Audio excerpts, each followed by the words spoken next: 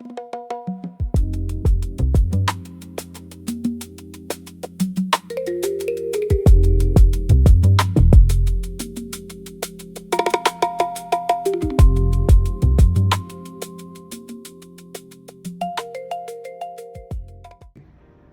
from the 20th century to the 21st century, we see brilliant minds coming together to create a meaningful working definition for what, according to their experience and wisdom, according in their training, what whiteness is. That's pretty good. That's good. That's really good. So, reading this quotation again, quotation, whiteness is a hegemonic system that perpetuates certain dominant ideologies about who receives power and privilege.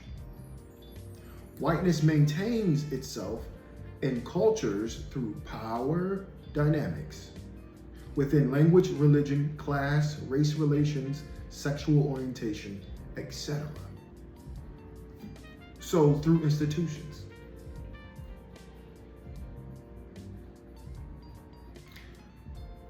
Let's look up hegemonic, because I know I'm probably not saying it right.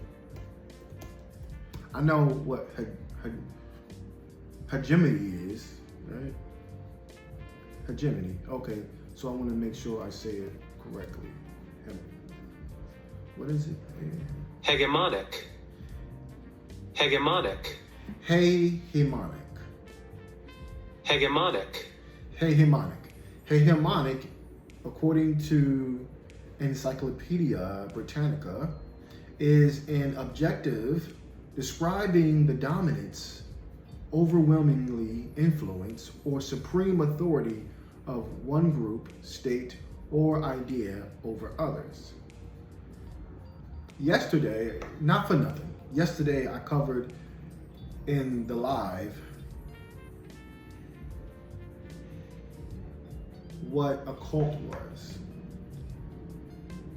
A cult was, it had multiple definitions, but the definition that I stuck with was a cult was associated with culture.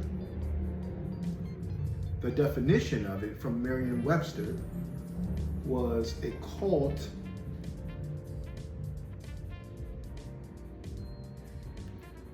is small groups or a small group that is devoted, committed, that are aligned to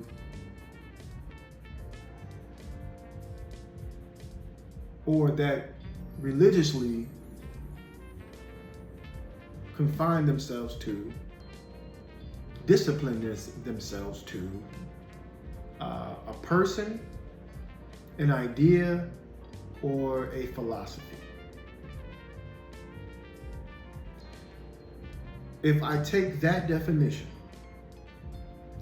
and I look at the working definition of hegemonic or hegemonic, tomato at this point, is an adjective describing the dominance, overwhelmingly, let me get the verbiage right, is an adjective describing the dominance, overwhelming influence, or supreme authority of one group, so there's the group, state, or idea, there's the idea, over others. Hegemon is a Greek word meaning leader or ruler. Now it's coming from a white Greek word.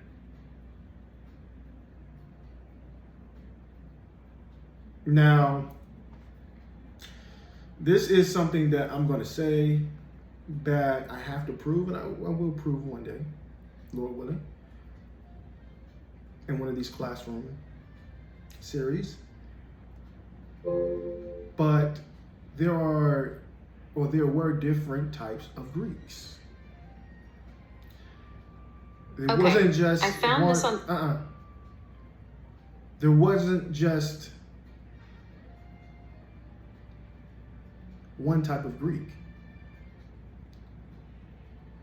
You had the indigenous people of the land of Mesopotamia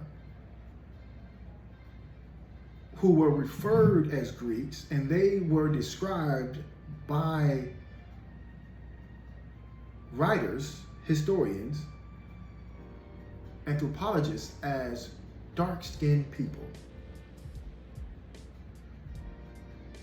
Even to the point an author, a historian, an anthropologist mentioned that Alexander the Macedonian referred to these indigenous people as Ethiopian. The term, now I'm going to say this, and it may be offensive, but it is not my intent to offend. This is what this term means. I didn't create it. This is what it means. So Alexander the Macedonian called these people, these indigenous people of Mesopotamia, Ethiopian or Ethiopia. He called them burnt face. That's what he called them, according to the historians and the anthropologists, the writers who make mention of this. And if I go further along on this tangent, there are different types of Greeks. You have the white, Euro, Macedonian Greek, which Alexander the Macedonian comes from, and his tribes from the mountain ranges of Macedonia.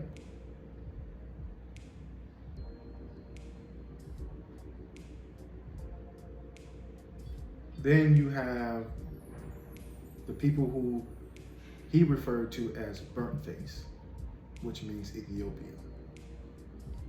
Now, whether or not these were actual Ethiopian people groups doesn't make a difference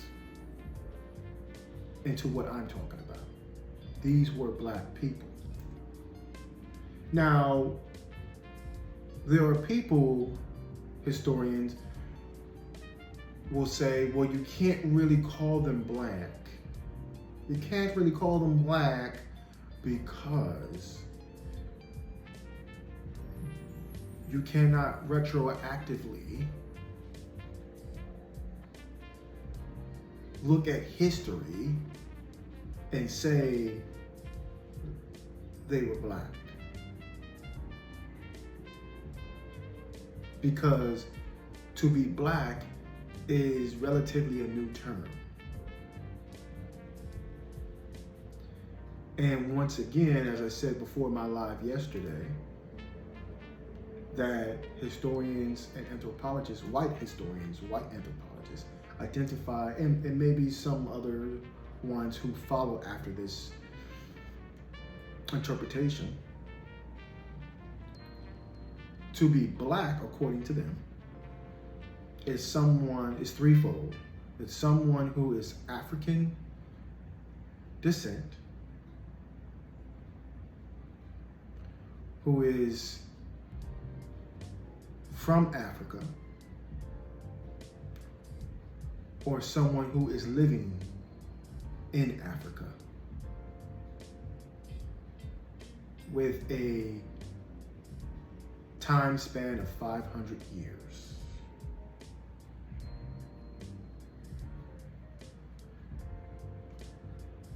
That's what it means to be black, according to these researchers, these white historians, anthropologists, the white scholars, from what I have read. So they make mention that it's difficult to say who's black and who's not. But these same white scholars, white historians, white anthropologists, these same white people have no problem retroactively saying who is not black. And they have no problem saying who is white.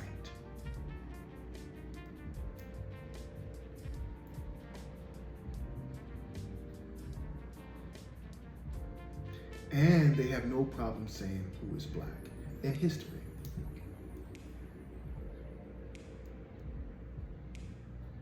I just find that interesting. I digress back to the point of hegemonic or hegemonic, tomato, is an adjective describing the dominance, overwhelming influence, or supreme authority of one group, going back to the definition of cult, according to Merriam-Webster, state or idea, according to Merriam-Webster, there's two terms here, group and idea. Read it one more time. Is an adjective describing the dominance, overwhelming influence, or supreme authority of one group, state, or idea over others. So if I take the term cult and look at the definition, according to Merriam-Webster, if I look at the definition and read it, and I look at the working definition for hegemonic or hegemonic, I see similar verbiage and words being used, group and idea.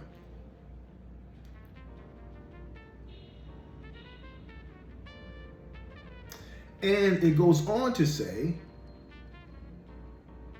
that this term hegemonic is rooted in the Greek word hegemon, meaning leader or ruler. It is widely used in politics, sociology, and international relations to denote asymmetrical power dynamics. Now I want to go back to, so that's what the definition of hegemonic is, or hegemonic is. I went on that tangent. No, I digress back to the passage that I'm reading. And the working definition that these scholars came together, these doctors, which I think is an awesome thing, early 21st century, at the turn of the 21st century, you had brilliant minds coming together and collaboratively create a working definition for what whiteness is. And I'll read it one more time and then I'll continue. Quotation: whiteness is a hegemonic system that perpetuates certain dominant ideologies about who receives power and privilege. Whiteness maintains itself in cultures through power dynamics within language, religion, class, race relations, social orientation, etc. Whiteness is a hegemonic system that perpetuates certain dominant ideologies about who receives power and privilege. Whiteness maintains itself in cultures through power dynamics within language, religion, class, race relations, sexual orientation, etc. Continuing, as the instructor, my goal was to challenge students and involve them in a process of self-critique by putting themselves in their statements, meaning that anytime students made generalizations about race, class, gender, or religion,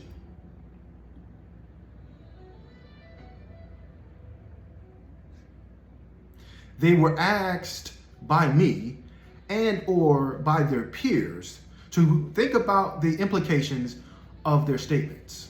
As we began to share our experiences, tensions surfaced, forcing us